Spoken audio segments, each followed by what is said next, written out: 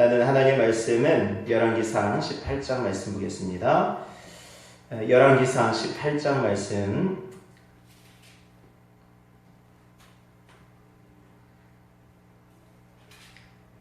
우리 36절에서 38절 말씀까지만 보도록 하겠습니다.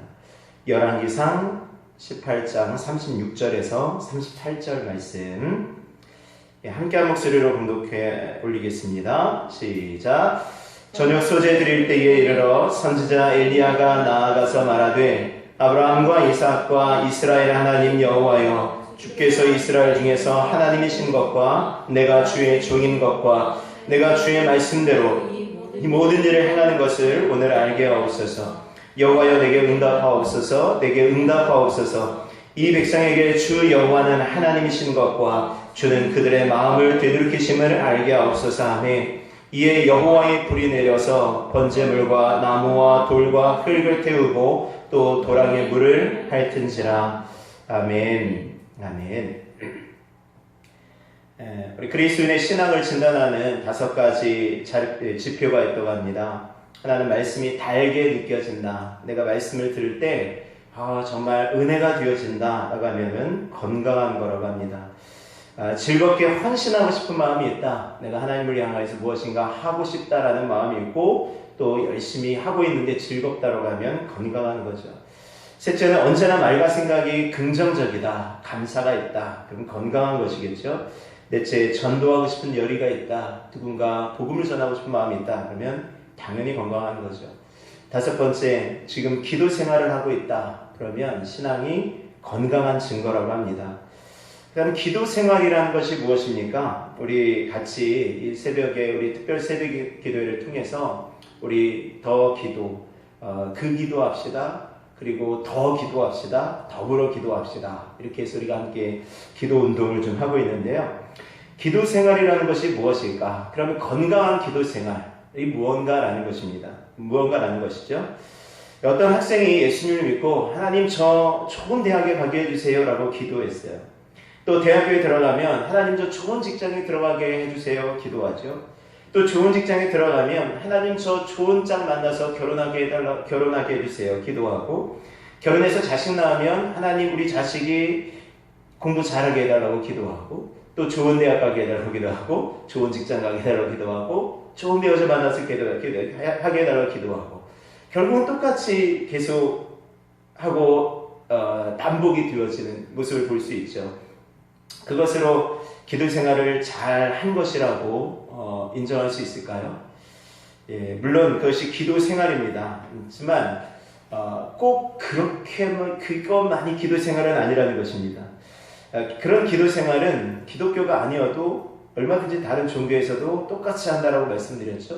불교에서도, 그리고 성당에서도, 심지어 이슬람에서도, 또 다른 어떤 모든 것들, 심지어 무슬림들은 더 열심으로 기도 생활을 하지요. 기도 생활을 하고 있습니다.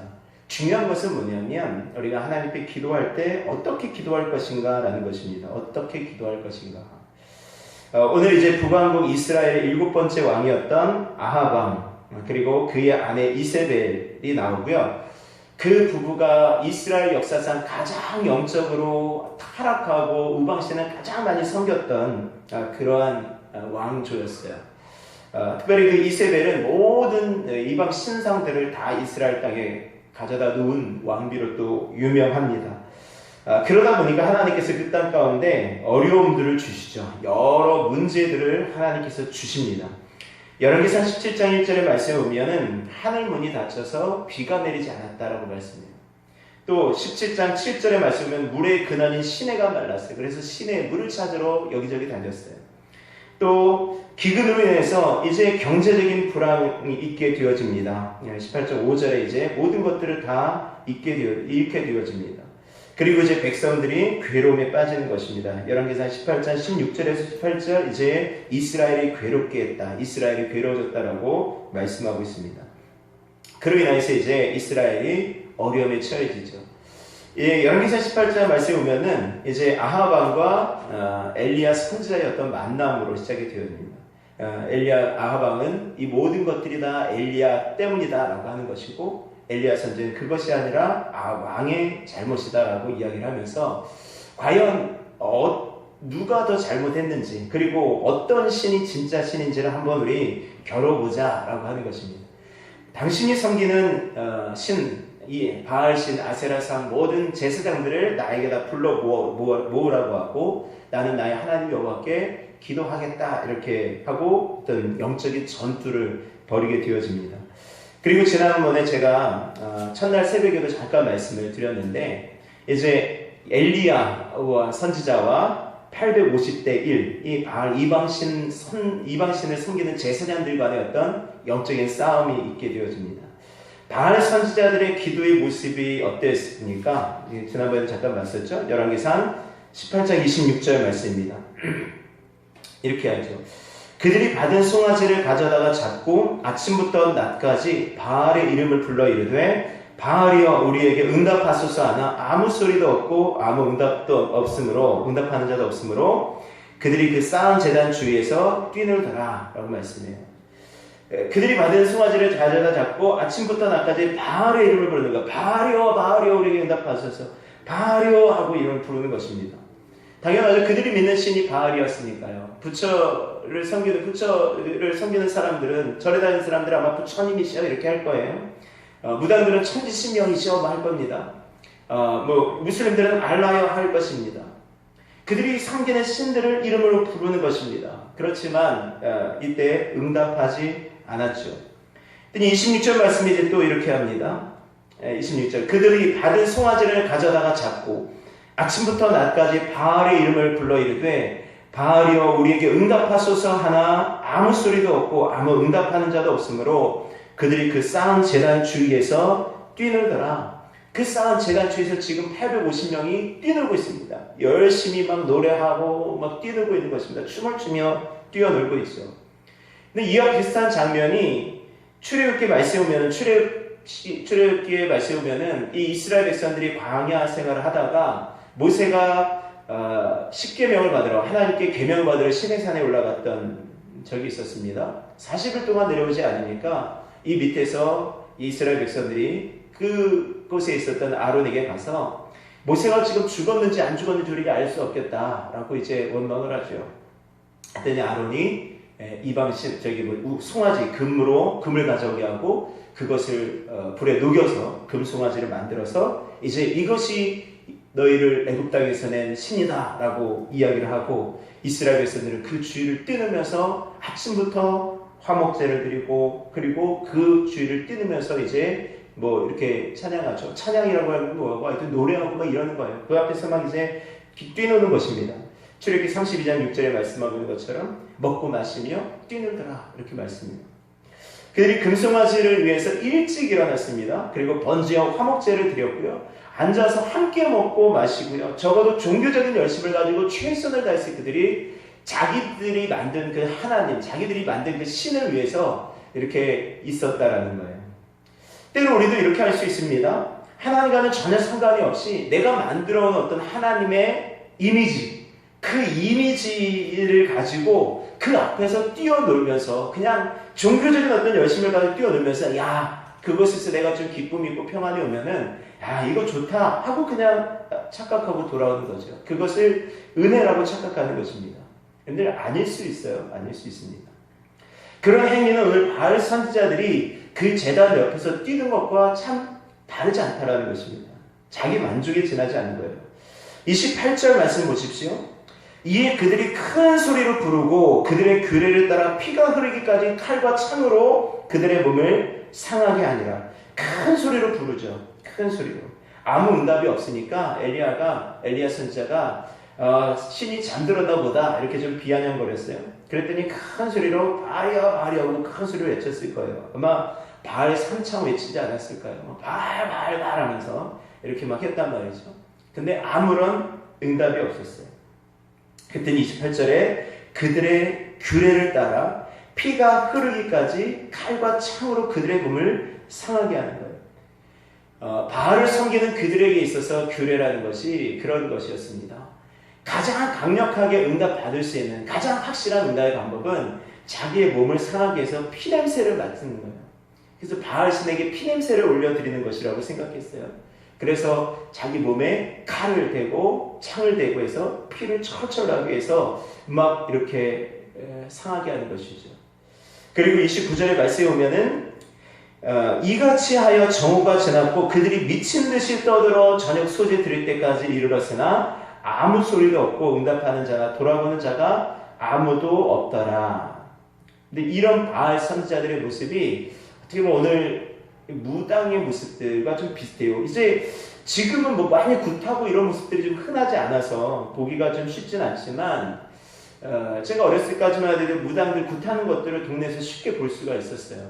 이게 막 닭피를 낸다거나 그리고 그 무당들이 막 방방 뛰다가 이게 막 정말 이게 신이 내린다고 해서 접신을 한다고 할까요? 귀신이 막 쓰게 되면 이 시퍼런 정말 이게 종이도 쫙쫙 찢어지는 그 작두 칼 날 위에 서가지고 막 걷는 거 거기서 막 춤추고 막 이러지 않습니까? 그래도 그냥 발끝 하나 발바닥 하나 상하지 않고 이런 일들이 있어요. 왜냐하면 귀신이 흠뻑 세우게 되어지는 거죠.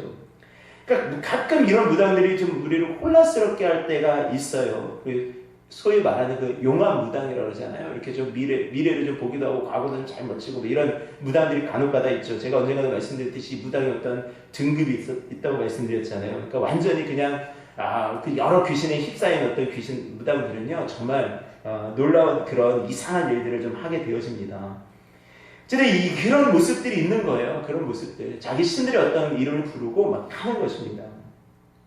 그런데 중요한 것은 아무리 소리 질러도 아무리 그들이 피를 흘려도 이 바알신은 응답이 없었다라는 것입니다. 응답이 없었어요. 29절에 그렇게 말씀하고 있죠. 아무 소리도 없고 응답하는 자나 돌아보는 자가 아무도 없더라 라고 말씀합니다. 그의 반면에 엘리야는 어떻게 기도할까요? 엘리야의 이제 기도의 모습이 나옵니다. 850명이 방방 뛰면서 그렇게 바알을 불렀어도 아무런 일이 벌어지지 않았는데 엘리야는 이제 혼자 그 하나님께 기도하는 것입니다. 첫 번째는 30절 말씀이죠. 엘리야가 모든 백성을 향하여 이르되 내게로 가까이 오라. 백성이 다 그에게 가까이 가니 그가 무너진 여호와의 제단을 수축하였다. 그 무너진 여호와의 제단을 수축한다는 것은 결국은 하나님께 드릴 예배의 장소, 예배의 모습을 회복한다는 것입니다. 오늘 우리가 하나님께 드릴 예배가 회복되어지는 그 은혜가 있기를 원합니다. 예배가 회복되어진다는 것이 그냥 예배 시간을 맞춰서 드리고 그리고 예배가 없던 예배를 만들어 드리고 다시 잃어버렸던 예배를 드리고 이런 것도 물론 중요하지만 우리가 새벽 기도회를 하고 수요 기도회를 하고 주일 오전 예배 오후 예배를 다 빠짐없이 드리고 또 순간순간 모든 예배를 우리가 참여하고 뭐 이러는 것도 굉장히 중요하죠. 그 자리에 우리가 있었는가도 너무나도 중요합니다.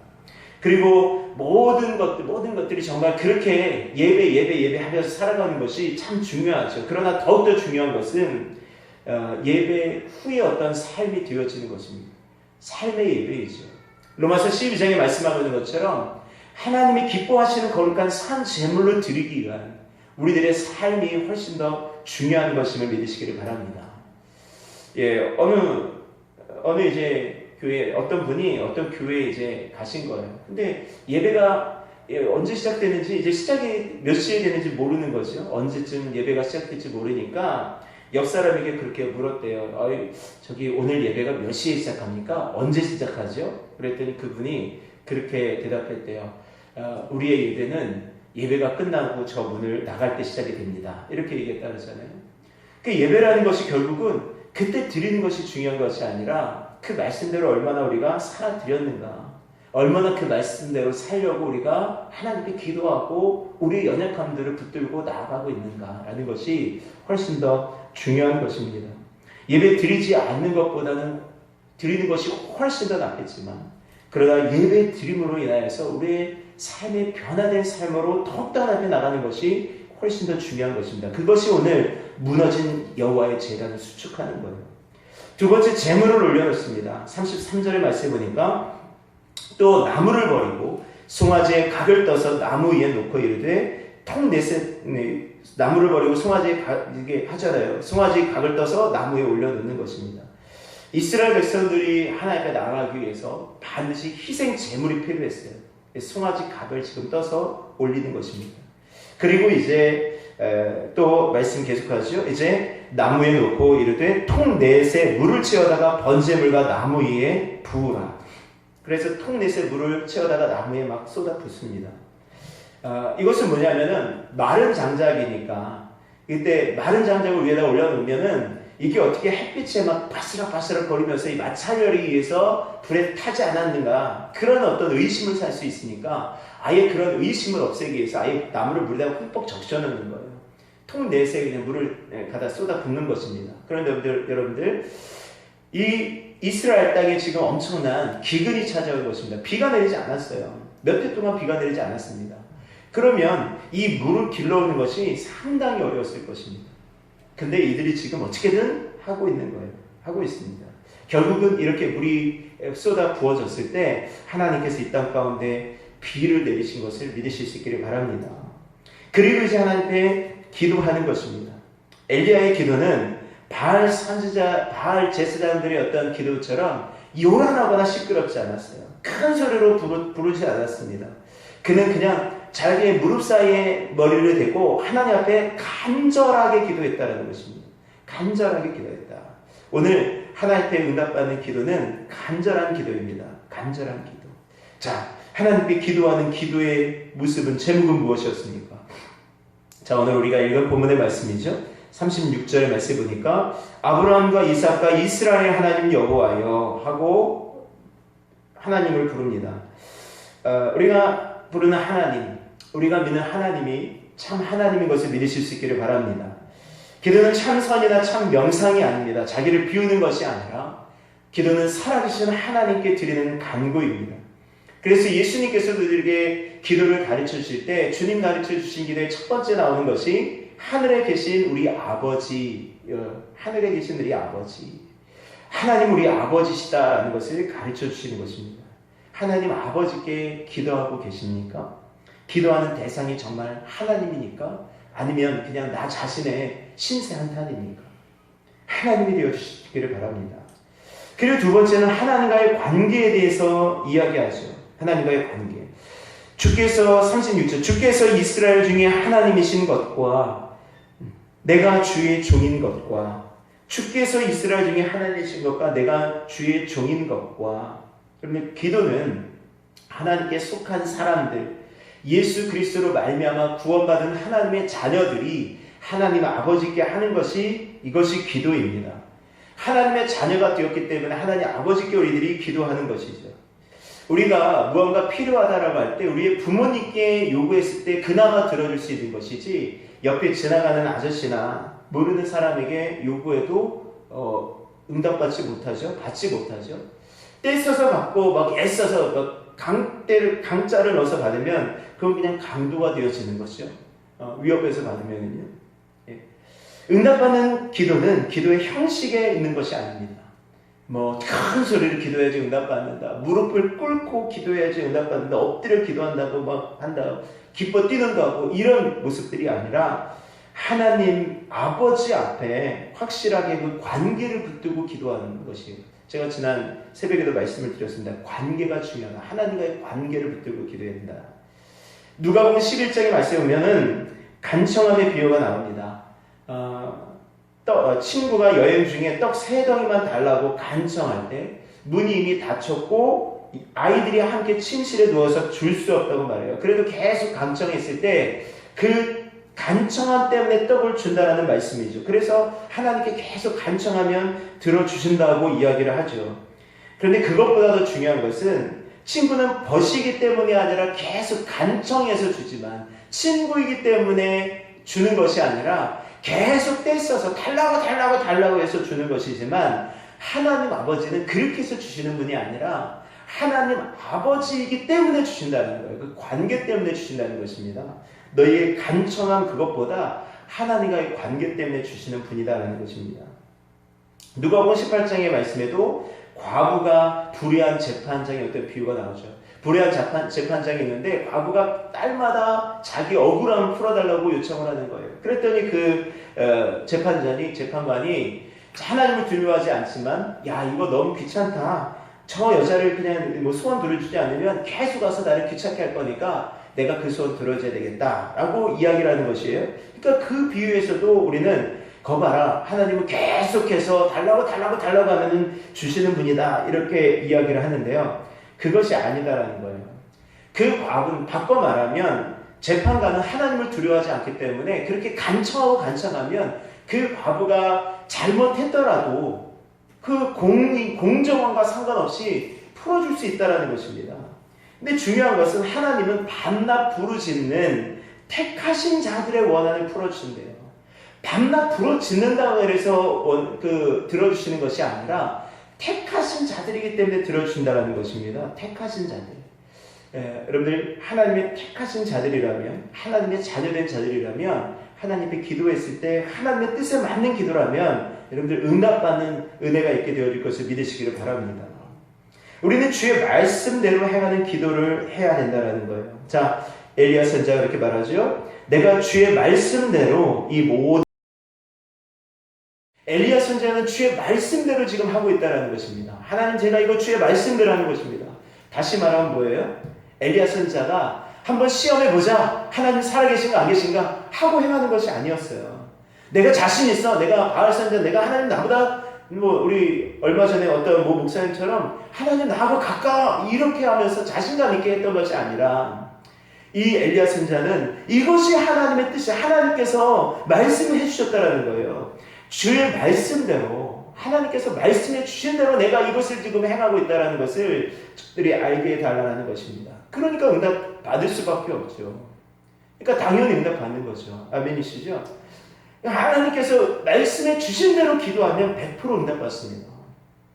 예수님은 살아가면서, 예수님이 이 땅 가운데 사시면서 100% 응답받으신 분인 것을 믿으시기를 바랍니다. 왜 100% 응답받으셨을까요? 예수님은 하나님의 뜻대로 기도하셨거든요. 마지막까지 하나님의 뜻대로 기도하셨거든요. 하나님의 뜻과 어긋난 기도를 하신 적이 없거든요. 그러니까 예수님은 하나님의 응답을 100% 받으셨어요. 마지막 기도까지. 주여, 이 잔을 내게서 거두어가옵소서, 그러나 나의 원대로 마옵시고 주님의 아버지의 뜻대로 하옵소서 라고 기도하시지 않습니까? 그것이 바로 우리들의 기도가 되어져야 된다는 것입니다. 오늘 하나님의 뜻에 맞는 기도를 할 수 있는 은혜가 있기를 원합니다. 우리 하나님의 불이 그 가운데 임하여 주죠. 그럴 때 38절에 말씀하죠. 이에 여호와의 불이 내려서 번제물과 나무와 돌과 흙을 태우고 또 도랑에 물을 핥은지라. 하늘에서 불이 내려서 번제물과 나무와 그 젖은 번제물과 나무와 모든 것들을 다 태워버렸습니다. 오늘 그러한 역사가 있게 되어졌어요. 저는 오늘 왜 이 말씀을 전했냐면요. 수요일, 이제 월요일, 화요일, 수요일 이렇게 새벽 예배 말씀을 증거하면서 사실은 우리 2주간의 특별 새벽 기도를 합시다라고 하고 또 우리 더 기도하자라고 말씀을 제가 전했지만 제 기도에 대해서 부담을 가지고 너무 힘들 것 같다, 이거 쉽사리 하기 힘들 것 같다라고 생각한 사람이 바로 저였어요. 제가 이거 그래서 굉장히 머뭇머뭇하다가 이미 오래전부터 했으면 좋겠다라고 했지만 굉장히 머뭇머뭇하다가 이제서 우리 합시다라고 했던 거예요.